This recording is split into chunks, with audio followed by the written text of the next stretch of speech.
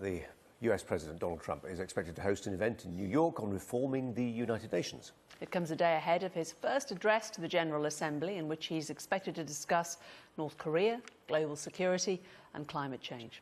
And we're joined now by the Foreign Affairs writer Tim Marshall. What kind of reception do you think Mr. Trump's going to get? Muted.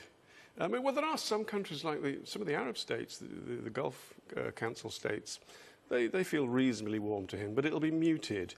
I don't think we'll see any theatrics. You might remember about 7 or 8 years ago, President Chavez, the late President Chavez of Venezuela, he came on after George Bush and said, "I can smell sulphur here. You know, the devil has been here." I don't think we'll hear that sort of theatrics, but you know, he's not popular around the world, and it will be muted. It'll be interesting to see how statesmanlike he can be. Now, the briefings that have come out of the embassy, the American UN embassy, are that this is going to be wide-ranging and punchy, and it's going to put an arm round friends, and it's going to be wave a stick at what are regarded as aggressors. Is it a forum that matters? Yes.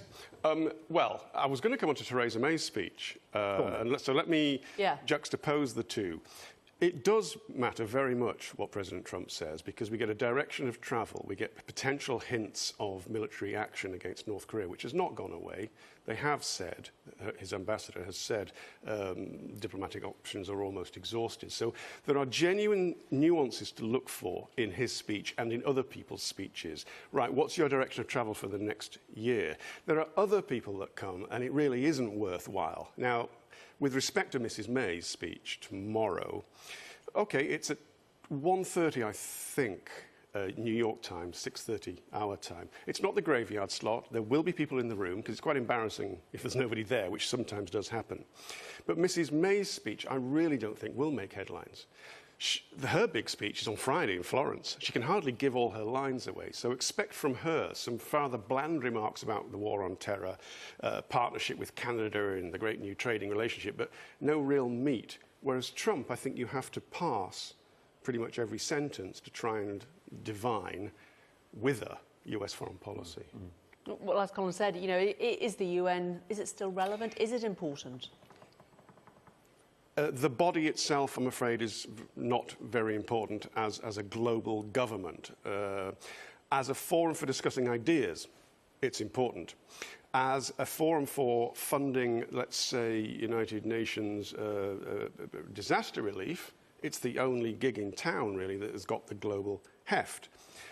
Then move to the Security Council, very occasionally. I mean, this is different, this is the General Assembly, but if the UN in general, yes, the Security Council still occasionally can have some clout, but it is still the sum product of its parts. No, the UN is not something that you need to be so engaged in, but the individuals that go there and say things, yes.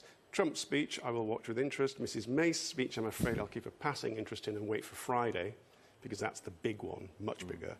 But there are, I mean, for example, in my Anorak world, I'll be watching President Poroshenko's speech, the Ukrainian, because he has got proposals for a peacekeeping force for the Donbas region of Ukraine, which would be quite a move, and he'll be calling for that. So that sort of detail of where you're going with your policy, they are worth listening to.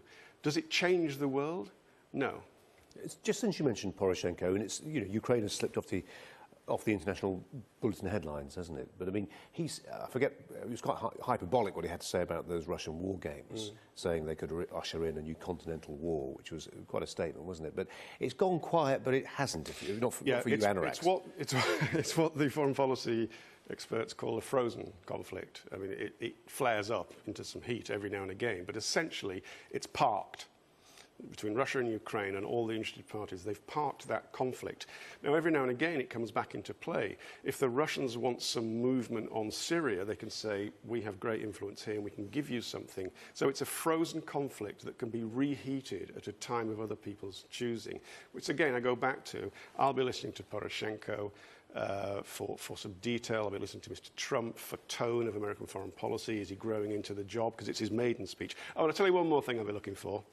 Last year, you may be able to dig out the footage for later on, but last year, Mrs. May's maiden speech at the UN, the Foreign Secretary was there, and he's in New York now, and let's see if he turns up for her speech tomorrow. The camera cut away to Boris Johnson in the middle of her speech, and there he was, texting away on his phone. I doubt he'll do that tomorrow if he shows up. We'll see. Tim, thanks very much. We have noticed how smart Tim's looking now. His book sales have passed the 500,000 mark. No connection.